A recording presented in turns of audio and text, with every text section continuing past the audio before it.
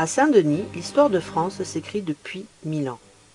Depuis que le mérovingien Dagobert s'est fait le protecteur d'une première basilique édifiée en l'honneur du saint patron de Paris. Si Reims est la ville du sacre, Saint-Denis accueille la dépouille des rois de France et abritait autrefois l'oriflamme royale et les objets du sacre. L'abbaye actuelle, de style gothique, date du XIIe siècle. À Vézelay, la basilique Sainte-Marie-Madeleine voit triompher au XIIe siècle l'architecture romane qui bientôt cédera la place à l'art gothique. Centre spirituel majeur de la chrétienté et haut lieu de pèlerinage, Vézelay perpétue aujourd'hui encore une vocation monastique millénaire et conserve le souvenir de grandes figures de notre histoire. Saint Bernard y prêcha la deuxième croisade. Richard Cœur de Lion et Philippe Auguste s'y retrouvèrent. Le Mont Saint-Michel naît de la volonté de l'évêque d'Avranches, Aubert, d'y édifier un oratoire dédié à l'archange Saint-Michel dans les premières années du XIIIe siècle.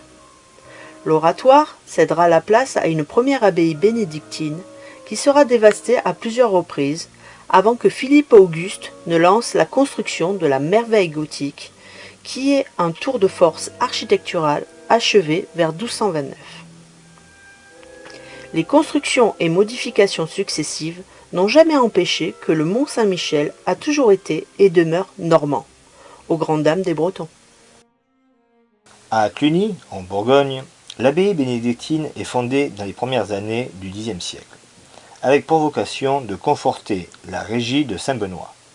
Placée sous l'autorité du pape et détachée du pouvoir temporel, elle témoigne du renouveau monastique qui s'épanouit à partir du XIe siècle. Sa prospérité économique et spirituelle est telle que Cluny devient la maison mère d'un millier d'établissements religieux dans toute l'Europe. Notre-Dame de Paris a été un très long chantier dont la première pierre a été posée en 1163 par l'évêque Maurice de Sully et qui s'éternisera plus de 2 siècles. Et encore faut-il attendre le XIXe siècle et les travaux de rénovation de Viollet-le-Duc pour que la cathédrale retrouve les statues de la galerie des rois détruites à la Révolution et arbore son aspect actuel avec sa flèche centrale. C'est depuis le parvis de Notre-Dame que sont calculées les distances entre Paris et les villes de province. La Sainte-Chapelle qui se dresse sur l'île de la Cité, à Paris, est la volonté du roi de France Louis IX, qui souhaite abriter un véritable écrin de pierre et de verre les différentes reliques acquises lors de sa croisade. La couronne d'épines, des morceaux de la vraie croix, de la Sainte Lance, de la Sainte Éponge.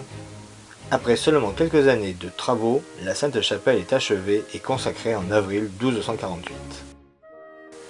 Château-Gaillard surplombe la Seine de sa masse puissante, et quoiqu'en ruine aujourd'hui, le château dit toute l'importance de ce verrou édifié en un temps record, 1 an, par Richard Cœur de Lion pour protéger la Normandie anglaise. Mais le verrou ne tiendra pas, et Philippe Auguste s'en emparera en 1204. Devenu français, le château jouera encore un rôle durant la guerre de Cent Ans et jusqu'aux guerres de religion, avant qu'Henri IV n'en ordonne le démantèlement en 1603. Carcassonne témoigne de l'opulence des grandes cités méridionales, qui ont été le témoin de la croisade contre les Albigeois. Sa double enceinte de murailles, flanquée de 52 tours, est longue de 3 km, et en sert une cité dominée par le château comtal des Trencavel, édifié au XIIe siècle. Le château de Fougères, en Ille-et-Vilaine, a connu les vicissitudes du long conflit entre Anglais et Français. Mais il s'est toujours relevé pour offrir encore aujourd'hui un exemple magistral de ce qu'était un château fort médiéval. Un château qui a vu défiler l'histoire de France, les rois d'Angleterre et les ducs de Bretagne, du Guesclin et Diane de Poitiers jusqu'au Chouan de la Révolution française. Le palais des papes en Avignon a été un Vatican français de 1309 à 1378. Et de tous les papes qui se sont succédés, Clément VI est sans conteste le plus fastueux. C'est lui qui ordonnera en 1342 la construction d'un palais qui soit à la hauteur de sa fonction et de sa puissance spirituelle. Le palais, qui était aussi une forteresse, demeure aujourd'hui le plus vaste édifice gothique d'Occident.